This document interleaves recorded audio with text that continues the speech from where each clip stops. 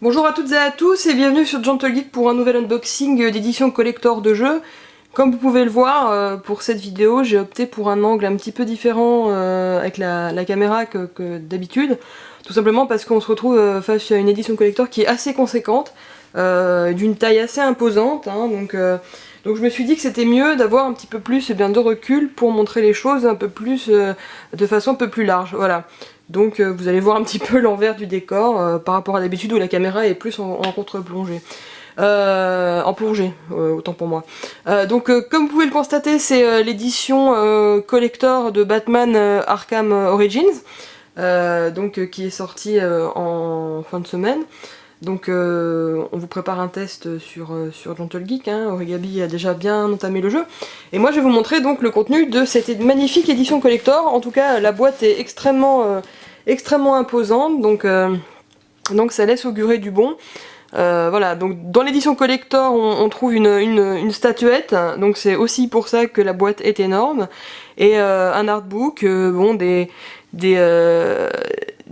voilà, un dossier avec les contrats de l'assassin, des DLC et donc un boîtier métallique exclusif. Donc sans plus tarder, je vous propose de découvrir ce qui se cache à l'intérieur de cette boîte. Je l'ai pas ouverte, hein, comme d'habitude, c'est la surprise. La boîte est quand même vachement belle, hein, je trouve. Voilà, on se moque pas de nous déjà au niveau du package. On va voir si à l'intérieur c'est la même chose. Alors, on va commencer par ce qu'on a ici, comme ça c'est plus facile. Donc, on a un artbook. Alors là c'est plutôt bien parce que c'est pas un petit artbook taille boîtier comme on peut avoir, comme on avait dans l'édition précédente, enfin dans l'édition de Batman Arkham City l'année dernière. Donc là on a un artbook d'une taille vachement plus impressionnante, vachement plus honorable. Donc voilà.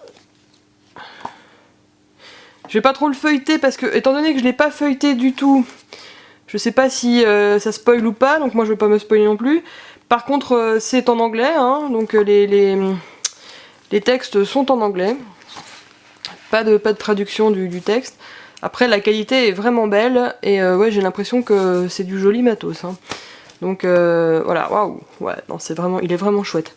Et pour une fois, c'est un artbook d'une taille honorable, pas taille carte postale, donc on peut quand même admirer ce qu'on trouve à l'intérieur. Donc ça, c'est pour l'artbook.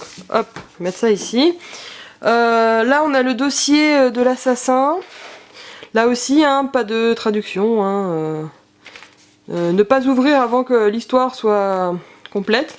Donc a priori il vaut mieux pas que je l'ouvre vu que j'ai pas commencé le jeu. Je vais donc m'abstenir de l'ouvrir pour pas me gâcher le plaisir et pour pas gâcher votre plaisir. Donc on verra ça, je verrai ça quand j'aurai terminé le jeu. Alors je vais me mettre là, ça va être plus facile pour ouvrir, pour sortir ce qui reste. Ouf. Je vais garder la statuette pour la fin, hein. Là, on a le boîtier métal, qui est un boîtier donc vraiment métal pour le coup, hein, avec les reflets et tout ça. Et là, c'est en relief. Voilà, donc là, on a tous les ennemis de Batman en relief de chaque côté. Hop.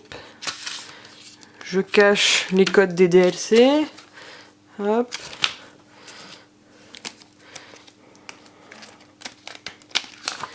On a donc le livret. Waouh, ça c'est du livret, hein. C'est Origabi qui râlait il y a pas longtemps au sujet des livrets dans les jeux. Je pense qu'elle parlait de Batman en fait, hein.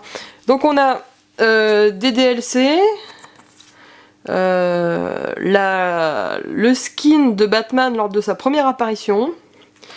On a le skin de Batman dans Nightfall, ça c'est plutôt chouette.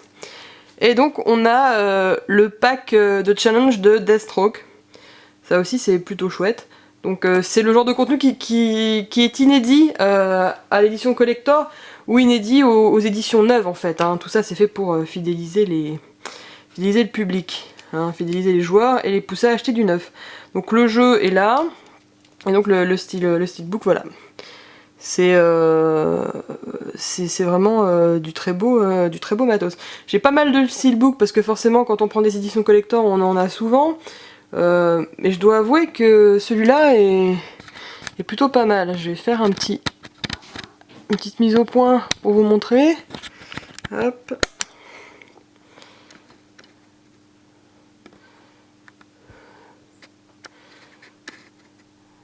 Il est plutôt chouette. Ouais, il est vraiment très très chouette. Hein. Voilà. Donc là vous avez un côté. Et là vous avez l'autre côté. Voilà, vraiment chouette. On a Kali en guest star, comme d'habitude. Hop là. Et on va continuer. Donc on va finir avec... je vais dire que j'ai gardé le meilleur pour la fin, j'espère. Parce que la statuette a l'air quand même d'être vachement chouette. Et elle en impose vraiment. Je vous montre juste par rapport... voilà. Et maintenant, je vais la sortir de sa boîte. Kali, rends-toi utile. Il faut que tu brodes un petit peu à l'écran.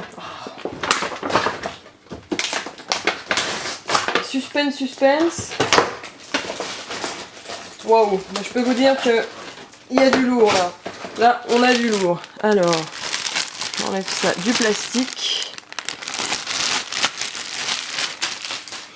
Waouh.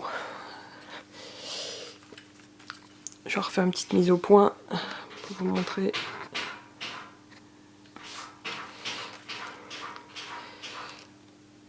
Donc c'est Batman qui soulève le Joker. La finition est très très très belle. La finition elle est vraiment superbe. Il y a vraiment rien à dire là. Hop. Donc elle est de vraiment bonne taille. Hein. Très bonne taille. Juste à titre de comparaison, parce que je sais pas vous, mais moi cette statuette me rappelle une autre. Elle me rappelle celle de l'édition collector d'Injustice, Les dieux sont parmi nous. Et parce que c'est aussi une statuette sur laquelle Batman soulève un autre personnage de DC, alors en l'occurrence Wonder Woman. Donc on voit bien qu'il y a quand même une petite ressemblance entre les deux dans la posture, mais je pense que la finition de celle d'Arkham Origins est vachement plus réussie en fait. Déjà elle est beaucoup plus grande, et je trouve que voilà le personnage de Batman est vachement plus beau. Je trouve que c'est vraiment une très belle statue. Une statuette en l'occurrence, c'est du plastique, hein. Voilà, c'est pas de la résine. Mais on sent bien que c'est creux à l'intérieur, hein, il n'y a aucun doute là-dessus. Mais c'est du magnifique matos, c'est fait en un seul bloc. Ça c'est du vinyle là. Elle est superbe, hein. Je sais pas si on peut voir... Ah non, c'est Pure Art, je ne connais pas. Pure Art, je ne connais pas je connais pas cette boîte. Mais en tout cas, franchement, magnifique statuette, voilà. Donc je sais pas encore ce que vaut le jeu, mais en tout cas, la collector est vraiment chouette. Pour vous montrer un petit peu, voilà. C'est un steelbook PS3, hein, vous voyez la différence de taille. Je pense que c'est plutôt probant. Voilà. Donc on a fait le tour de cette édition collector, qui est vraiment chouette. Je trouve qu'on n'a pas eu énormément de belles éditions collector cette année, hein. En tout cas moi j'ai rien... Voilà, effectivement il y avait celle d'Injustice, moi j'ai pas du tout adhéré au jeu Injustice, donc du coup je suis un petit peu mitigée sur ce point, mais en tout cas celle-là elle est vraiment sympa, donc voilà, je sais pas ce que vaut le jeu encore, mais en tout cas je regrette pas d'avoir acheté cette édition collector. J'espère que ce petit tour d'horizon vous aura plu. Peut-être que vous viendrez lire le test prochainement sur Gentle Geek. Je pense que ce sera la dernière unboxing de jeu de l'année. Donc je vous souhaite pas mal de fun encore d'ici à début 2014. Nous, de toute façon, on se retrouve très bientôt pour un nouvel unboxing, et restez fidèles à Gentle Geek parce qu'il y a encore beaucoup de choses à venir d'ici à la fin de l'année sur le site. Voilà, ciao!